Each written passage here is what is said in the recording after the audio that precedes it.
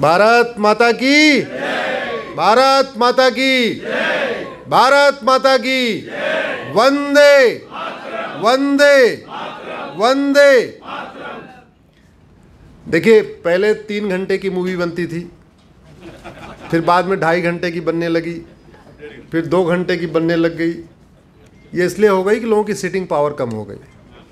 पहले test match होता था, फिर वनडे होता था, आजकल 2020 हो गया, क्योंकि लोगों के पास टाइम नहीं है। तो शनिवार का दिन है, मुझे पता है आप लोग 1 घंटे से बैठ चुके हैं, 1.5 घंटे मुझे लगता है बैठ चुके हैं। कितनी देर सुनना चाहते हैं मुझे? 1 से 1.5 घंटा, जब तक आप बोलना नहीं रुकते आप सुना सकते। इस मंच का इस कार्यक्रम का आयोजन करने के लिए राजस्थानी यूथ एसोसिएशन और सामने बैठे सभी वरिष्ठ जन, यहाँ राजस्थानी परिवार के लोग हैं, जैन समाज, अग्रवाल समाज, माहेश्वरी समाज, गोयल समाज, मुझे लगता है 4 परिवार के लोग हैं यहाँ पे ज़्यादातर। मैं सबको प्रणाम करता हूँ, आभार व्यक्त करता हूँ। और इनफैक्ट पूरे देश में आप ही लोग मेरा कार्यक्रम भी कराते हैं, और कोई कराता भी नहीं है। आप ही लोग हैं, पूरे देश मेरा कराते रहते हैं। मैं तो जब उस पर देखा, लिखा था दिनेश कुमार मेहता, तो मुझे ध्यान आया कि अच्छा, मुंबई वाले मेहता जी इधर भी आ गए। मेरा मुंबई का सारा कार्यक्रम कराते हैं दिनेश मेहता जी हैं, वो कराते हैं। महाराष्ट्र में जो कराते हैं वही कराते हैं। सूरत, गुजरात, उधर पूरा गुजरात में एक जैन साहब हैं, कराते हैं। मेरा 99% कार्यक्रम जैन समाज, अग्रवाल समाज, मारवाड़ी समाज, आप ही लोग कराते हैं। आज हम चर्चा करने वाले हैं राम राज्य और भारत के संविधान की। अगले 1 घंटे तक हम यहाँ पे आपस में संवाद करेंगे।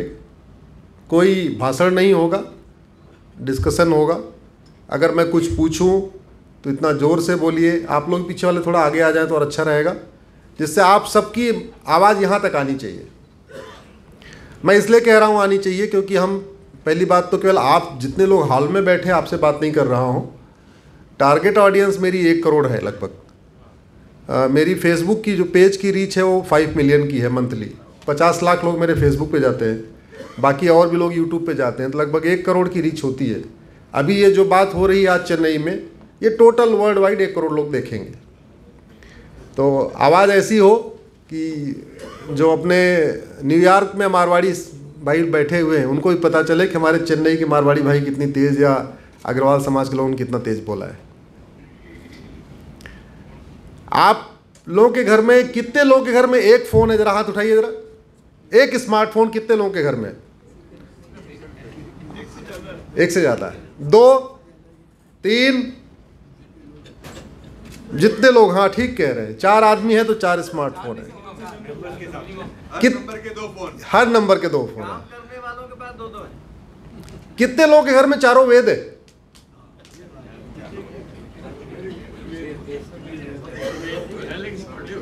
अगले जितनी देर सुनेंगे सब कड़वी कड़वी बातें होने वाली हैं। इधर से मीठा झूठ कुछ भी नहीं, तारीफ वारीफ कुछ भी नहीं।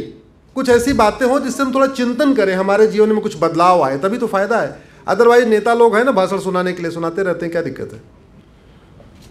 मैंने ऐसे ही पूछ लिया, शायद आप, मैं क्या कहना चाहता हूं शायद आप समझ रहे होंगे। एक स्मार्टफोन की कीमत में 4 वेद, 18 पुराण, भगवत गीता, वाल्मीकि रामायण, तुलसीदास जी का रामचरितमानस, सत्यार्थ प्रकाश, मुझे लगता है कि एक स्मार्टफोन की कीमत में सब आ जाता है।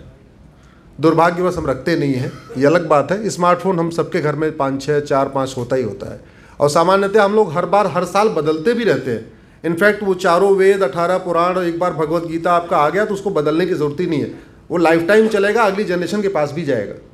अगली जनरेशन नहीं पढ़ सकते, कोई बात नहीं, मंदिर में रखा तो है, कम से कम मंदिर में रखेंगे तो बच्चों को पता तो रहेगा कि हाँ भाई हमारे घर में वेद पुराण रखा हुआ है।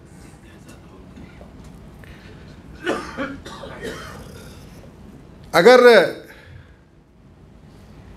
रामचरितमानस का उत्तरकांड पढ़ें या वाल्मीकि रामायण का उत्तरकांड पढ़ें तो केवल 2 पन्ने पढ़ लीजिए आप, मात्र 2 पन्ने, तो उसमें पूरा संविधान समाया हुआ है।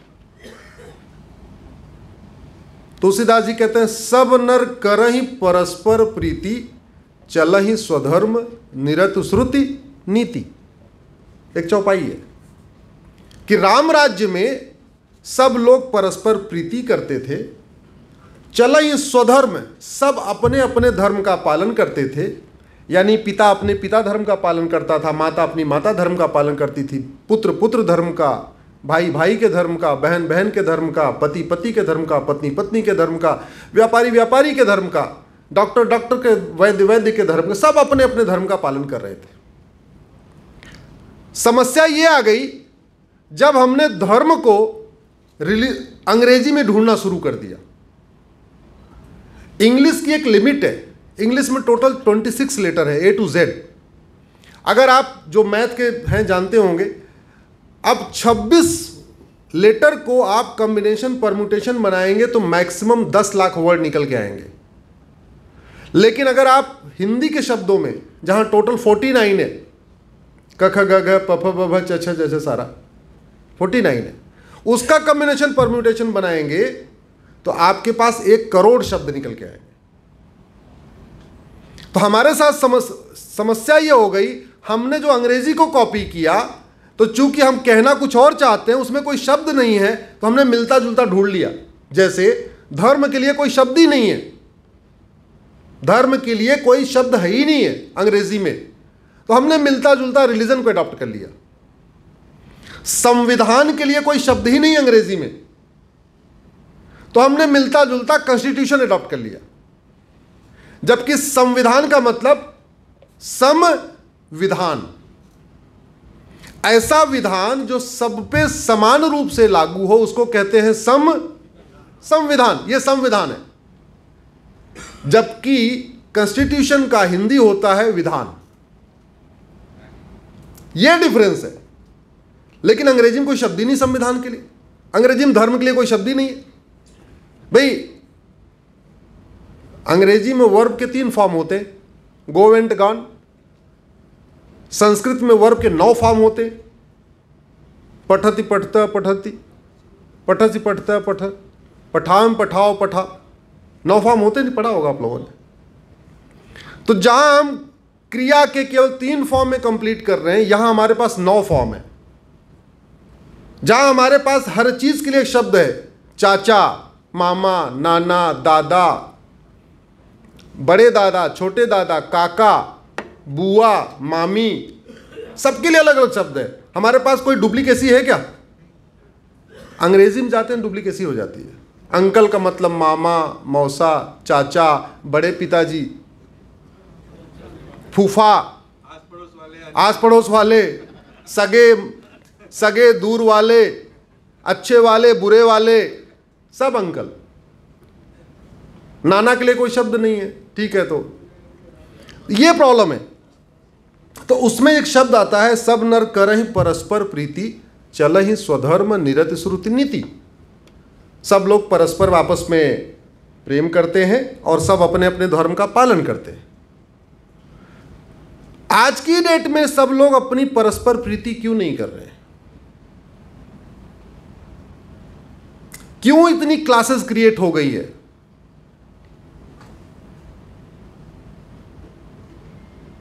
सोचिए जरा, क्यों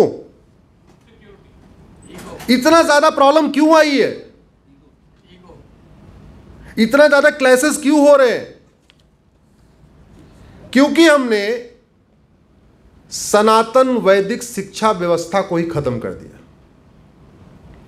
अरे परस्पर प्रीति तब होगी जब राजा और रंक, मंत्री और संतरी, कप्तान, कांस्टेबल, क्लर्क और कलेक्टर के बच्चे की किताब एक होगी। और ये था, राजा दशरथ, उनके मंत्री सुमंत बैचमेट थे, एक साथ पढ़ते थे। आज की डेट में मंत्री और संतरी का बच्चा एक स्कूल में पढ़ता है क्या? बताइए जरा, जोर से बोलिए। भगवान राम और निषाद राज, अगर रामायण देखा होगा तो आपने निषाद राज स्टोरी आती देखा होगा। निषाद राज प्रयाग के थे, मैं प्रयाग का रहने वाला हूं। एक साथ पढ़े हुए थे। आज की डेट में अरबपति का बेटा, रिक्शा चलाने वाला का बेटा एक साथ पढ़ता है क्या? तो कहां से आएगी परस्पर प्रीति?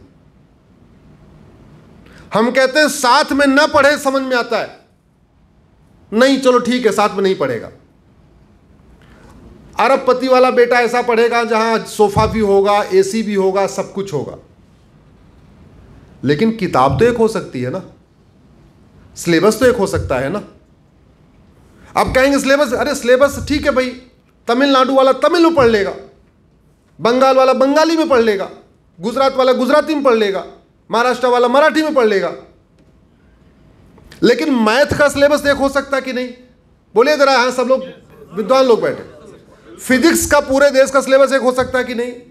केमिस्ट्री का, जूलॉजी का, बॉटनी का, 10 में से 7 सब्जेक्ट का सिलेबस कॉमन हो सकता है और भारतीय शिक्षा पे आधारित हो सकता है, विदेशी पे नहीं। आपको राम राज्य स्थापित करना है तो सबसे पहले राम राज्य में चल रही शिक्षा व्यवस्था को अपनाना पड़ेगा। और जो लोग कहते हैं कि वो शिक्षा, अरे भैया दुनिया की 40% जीडीपी भारत में थी जब सनातन शिक्षा व्यवस्था थी। मैकाले वाली से 10% में सबके एकदम हालत खराब हो रही है 10% जीडीपी अचीव करने में। तो वो हमारी वाली अच्छी थी कि मैकाले वाली अच्छी है? हमारी वाली थी तो बेटा पिता का सम्मान करता था, बहू ससुर का सम्मान करती थी, भाई भाई का प्यार था। आज वाला है क्या? आज वाले में है? नहीं है। तो हमारा वाला अच्छा था कि ये वाला अच्छा है? अगर समृद्धि आ भी गई पैसे से, अशांति है, भाई भाई आपस में बात ही नहीं कर रहे हैं, आपस में मिलजुल नहीं रहे हैं, त्योहार नहीं मना पा रहे, इसके लिए मैं आप लोगों को बधाई दूंगा। मुझे लगता है कि पूरे भारत में सबसे ज्यादा अगर ज्वाइंट परिवार की परंपरा जिंदा रखा है तो आप लोगों ने रखा हुआ है। मारवाड़ी समाज ने रखा है, जो आपका अग्रवाल समाज है, आप लोगों ने रखा हुआ है। लेकिन बाकी जगह नहीं है। ब्राह्मण परिवारों में खत्म हो गई है, क्षत्रिय परिवारों में, बाकी सब में खत्म हो चुकी है। तो इसलिए खत्म हो गई है क्योंकि हम कहीं ना कहीं अपने रूट पे जा ही नहीं रहे। इतने क्लास क्रिएट हो गई, lower class, middle class, upper class, ये क्लास, वो क्लास। उस क्लास को खत्म करना है तो सबसे पहले आपको शिक्षा व्यवस्था बदलनी पड़ेगी। और भारत का संविधान भी यही कहता है। भारत का संविधान कहता है सबको समान अवसर मिलना चाहिए। कहता है कि नहीं कहता? आज की डेट में सबको समान अवसर मिल रहा है क्या? इंजीनियरिंग का एक एग्जाम, मेडिकल का एक एग्जाम, क्लैट का एक एग्जाम, रेलवे का एक एग्जाम, बैंक का एक एग्जाम, आईएएस का एक परीक्षा, सारे कॉम्पिटिटिव एग्जाम का पेपर एक। और भारत में इस समय 32 तरीके के सिलेबस चल रहे हैं।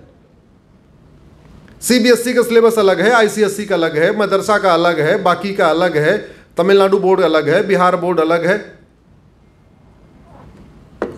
तो सबको समान अवसर कैसे मिलेगा भाई? या तो एक काम करो, जो नीट है या मेडिकल है या जेई है या आईएएस है या एनडीए है, क्लैट है, एक पेपर आप तमिलनाडु के लिए बनाओ, एक पेपर यूपी बोर्ड के लिए बनाओ, एक पेपर बिहार बोर्ड के लिए बनाओ, एक पेपर सबके लिए बनाओ। जब पेपर एक हो गया, सिलेबस एक हो गया, कंटेंट एक हो गया, पूछी एक बात जा रही है, तो वन नेशन वन सिलेबस क्यों नहीं हो सकता? और यह लागू करना सरकारों की ड्यूटी है। राइट टू एजुकेशन एक्ट है कि नहीं? जो लोग हैं उनको आइडिया होगा, जो शिक्षा विभाग में से जुड़े हुए हैं। आरटी है ना हमारे पास, जिसको कहते हैं राइट टू एजुकेशन। कहां बना हो? पार्लियामेंट में। एक शब्द उसमें जोड़ दे, इक्वल, क्या हो जाएगा वो? Right to equal education. अभी वो आरटी है, वो आरटीई हो जाएगा। और जब आरटी हो जाएगा तो ठीक है, एक एक्सपर्ट कमेटी, जैसे हमने वन नेशन वन टैक्स किया, कैसे किया? जीएसटी कैसे किया? एक जीएसटी काउंसिल बनाई, केंद्र के वित्त मंत्री जीएसटी काउंसिल के अध्यक्ष, राज्यों के वित्त मंत्री जीएसटी काउंसिल के मेंबर, जीएसटी काउंसिल हर 3 महीने में बैठती है, एक एक्सपर्ट कमेटी है, वो सारे बैठ के डिसाइड करते हैं किस सामान पे कितना टैक्स लगाना। ऐसे तो चलता है। उसी पैटर्न पे एक बनाई जा सकती है एजुकेशन काउंसिल, केंद्र के शिक्षा मंत्री उसके अध्यक्ष, राज्यों के शिक्षा मंत्री उसके मेंबर, हर 3-3 महीने पे बैठे और एक्सपर्ट कमेटी बना दे। एक फिजिक्स की एक्सपर्ट कमेटी, एक केमिस्ट्री की, एक मैथ की, एक जियोलॉजी की, एक बॉटनी की, एक हिंदी की, एक इंग्लिश की। वो एक्सपर्ट कमेटी देख लेगी कि भाई केरल में ये अच्छा सब्जेक्ट है, ये वाला टॉपिक केरल वाला अच्छा, ये वाला टॉपिक तमिलनाडु वाला अच्छा, ये वाला बिहार वाला अच्छा, ये गुजरात वाला अच्छा, ये बंगाल वाला अच्छा, और बना के मैथ की एक किताब बना दिया। और ऑलरेडी चल भी रहा है। केंद्रीय विद्यालय का सिलेबस पूरे देश का एक है कि नहीं, नवोदय का एक है कि नहीं, सैनिक स्कूल का एक है कि नहीं, तो हो सकता है। लेकिन कुछ राज्य सरकारें, मैंने कहा ना मैं केवल आप लोगों से बात नहीं कर रहा हूं, मैं 1 करोड़ लोगों से बात कर रहा हूं। अब ये आप सबको सोचना है अपना अपना कि आपकी राज्य सरकारें इसमें बाधक बन रही हैं।